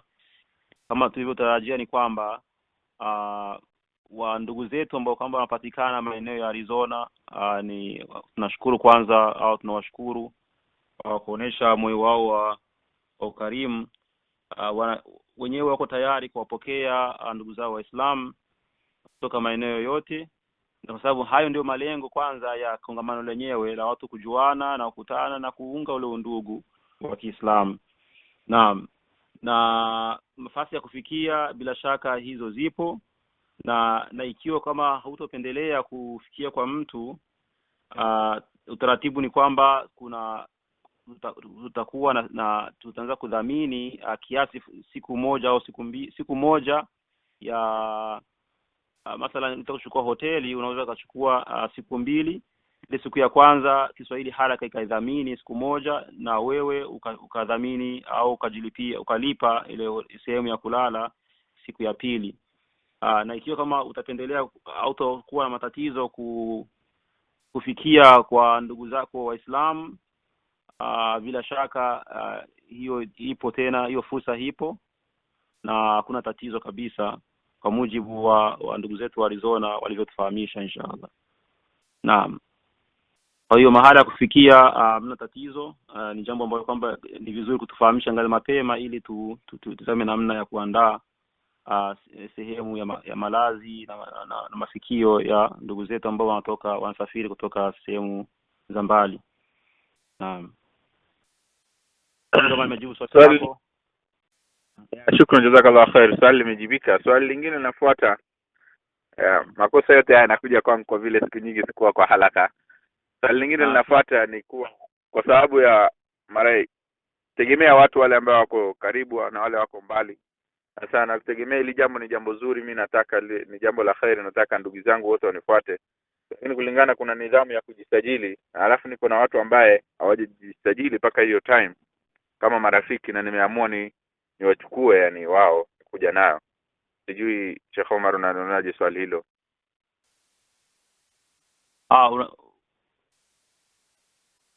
Kuna marafiki bila shaka yani nataka kujua masharti ya kujisajili ni vipi. Takana mtu akiwa umri gani awe lazima amejisajili yeye mwenyewe, ama kama mtu kuja na marafiki? Kama mimi nimejisajili peke yangu na familia yangu, alafu nikapata marafiki ambao neema hii nataka wasikose, lakini yani kulingana na nafasi zao walikuwa bado navutana na wao mpaka dakika ya mwisho nikajaliwa kuwapata wao. Sasa sijui swali hilo unaliona vipi jamaa? Bila shaka itakuwa ni vizuri na wenyewe wajisajili na marafiki zako, tuwajue ni idadi gani ambayo kwamba walikuwa wanapendelea kwenda, sababu wanapo wasajili idadi yao tunakuwa inatusaidia kujua namna gani ya kuandalia nafasi ambayo watafikia. Unaona, kwa hiyo nafikiri sharti ni moja, kwanza mtu utoe dalamia za kujisajili kwa mtu mmoja kwa familia, maana dalamia kwa familia moja, na pia kufahamisha ni idadi gani ambayo kwamba unakuwa unataraji kusafiri nayo, na ikiwa kama utahitaji sehemu ya kufikia, bila shaka unaomba tufahamisha bila shaka. Unaona, hizo ndio sharti. Na ikiwa mani rafiki zako, bila shaka wangeomba bila shaka na wenyewe watufahamishe tu kwamba wanahitaji sehemu ya kufikia na kama wadala na dalamia za kujisajilisha bila shaka zinahitajika. Hayo ndio masharti ambayo tumeweka kwa sababu ya kujisajili. Shukran, jazakallahu khair. Tafadhali. Naomba tumalize halafu naomba nipigie bwana nipate namba yako tena. Sina namba hata moja sasa. Sawa. Naona namba yako hajabadili, nitakutumia message au tutazungumza kwenye simu inshallah. Okay, inshallah. Namba yangu hajabadili ni hiyo hiyo. Sawa. Asalamu alaykum. Wa alaykum salaam wa rahmatullahi wa barakatuh.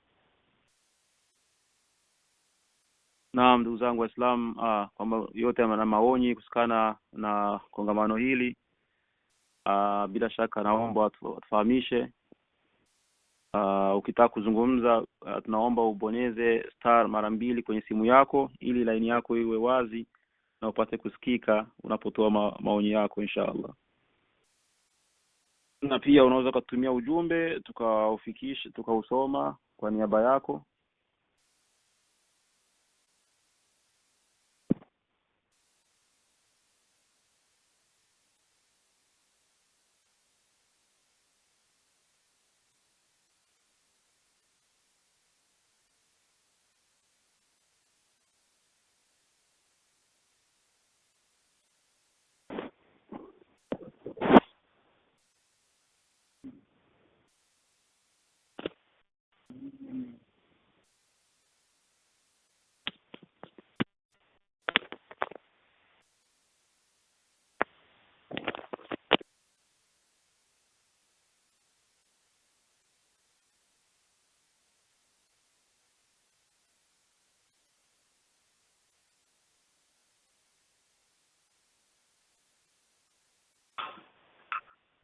Basi naona tumekaa kimya muda mrefu na muda ndio umerepa.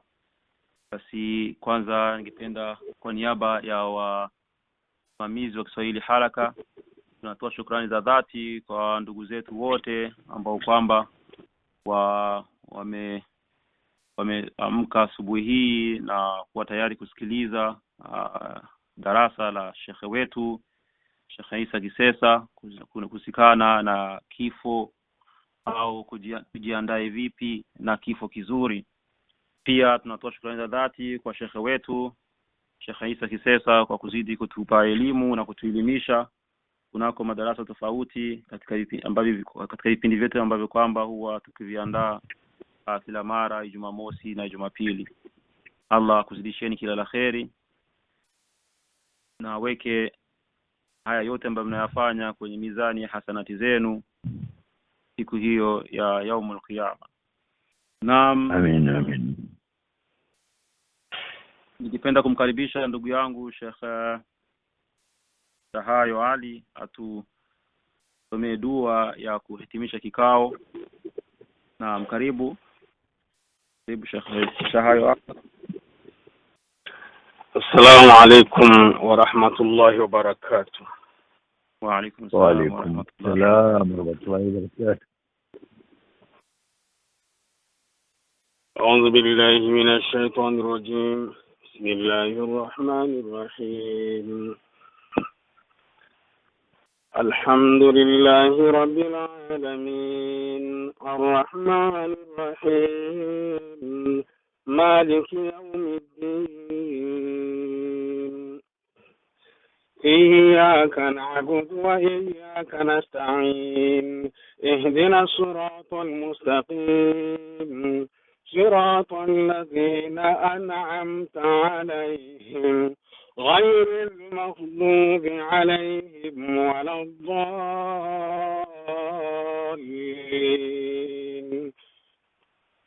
آمين. اللهم إنك قلت وقولك الحق المبين وأنت أصدق القائلين ومن أصدق من الله قيلا ومن أصدق من الله حديثا قل فاتبعوا فاتبعوا ملة إبراهيم حنيفا اللهم إنا نستعينك ونستهديك ونستغفرك ونتوب إليك ونؤمن بك ونتوكل عليك ونثني عليك الخير كله نشكرك ولا نكفرك ونخلع ونترك من يفجرك اللهم إياك نعبد ولك نصلي ونسجد وإليك نسعى ونحفد نرجو رحمتك ونخشى عذابك إن عذابك الجز بالكفار ملحق اللهم لك الحمد ولك شكر كله وإليك يرجع الأمر كله وعلانيته وسره فأنت آل أحمد وآل أنت أن تعبد وأنت على كل شيء قدير لك الحمد بالإسلام ولك الحمد بالقرآن ولك الحمد بالمال والأهل والمعافاة كبت عدونا وأظهرت أمننا وجمعت فرقتنا ومن كل ما سألناك ربنا أعطيتنا فلك الحمد والشكر كثيرا كما تعطي كثيرا اللهم لك الحمد حتى ترضى ولك الحمد إذا رضيت ولك الحمد بعد الرضا ولك الحمد على كل حال لك الحمد كالذي نقول وخيرا مما نقول ولك الحمد كالذي تقول وخيرا مما تقول اللهم أنت نور السماوات والأرض ومن فيهن وأنت قيوم السماوات والأرض ومن فيهن اللهم لك الحمد أنت الحق ووعدك حق ولقاؤك حق وجنة حق والنار حق ونبينا محمد صلى الله عليه وسلم حق والساعة آتية لا ريب فيها لا إله إلا الله المتوحد في الجلال بكمال جمال تعظيما وتكبيرا المتصرف بتصريف الأمور على تفصيل والإجمال تقديرا وتدبيرا المتعالي بعظمته ومجده الذي نزل الفرقان على عبده ليكون للعالمين نذيرا لا إله إلا الله المسبب الأسباب وخالق خلقه من تراب سبحان من خضعت لعظمته الرقاب سبحان من لانت لقدرته الشدائد الصناب غافر الذنب وقابل التوب شديد العقاب لا إله إلا الله وصلوات الله وسلامه على حبيبه خاتم الأنبياء والمرسلين محمد صلى الله عليه وسلم الذي أرسله إلى الثقلين بشيرا ونذيرا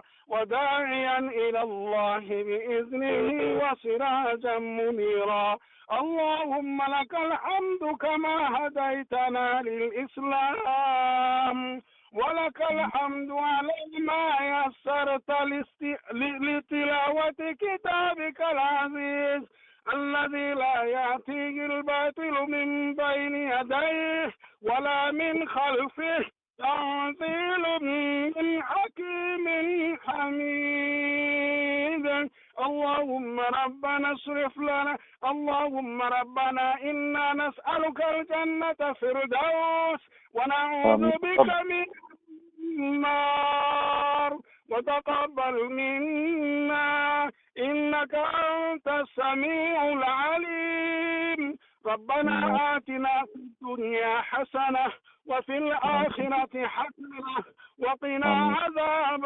النار. سبحان ربك رب العزة عما يصفون وسلام على المرسلين والحمد لله رب العالمين. الحمد لله رب العالمين. اللهم آمين اللهم آمين اللهم آمين. شكرا Sheikh Shishahayo Ali. Na insha Allah hapo tena wiki ijayo mida kama hii ya Jumapili saa 4 asubuhi insha Allah. Kwa kweli napendelea kuzungumza kidogo. Ni kwamba nashukuru kwa kukaribishwa, lakini nitapendelea kujulisha ndugu zangu ni kwamba mimi siku hiyo sitokuwepo. Nitakuwa nimesafiri kuelekea kuangalia familia Afrika huko, nikielekea katika nchi ya Kampala, Uganda, Kampala huko. Kwa mengi zaidi wenye kutaka kuelewa sababu zenyewe ni kwamba wanaweza kunipigia simu na kuniuliza ili niweze kufahamisha. Sipendelee kufahamisha kwenye kundi. Naam. Shukran. Asalamu alaykum. Wa alaykum salaam wa rahmatullah. Shukran Sheikh Shahayo. Mwenyezi Mungu akuhifadhi kwenye safari hiyo na kukinge na shari za miji hiyo ambayo kwamba unaelekea, na karibu sana na kheri za miji hiyo ambayo unayokusudia Amin.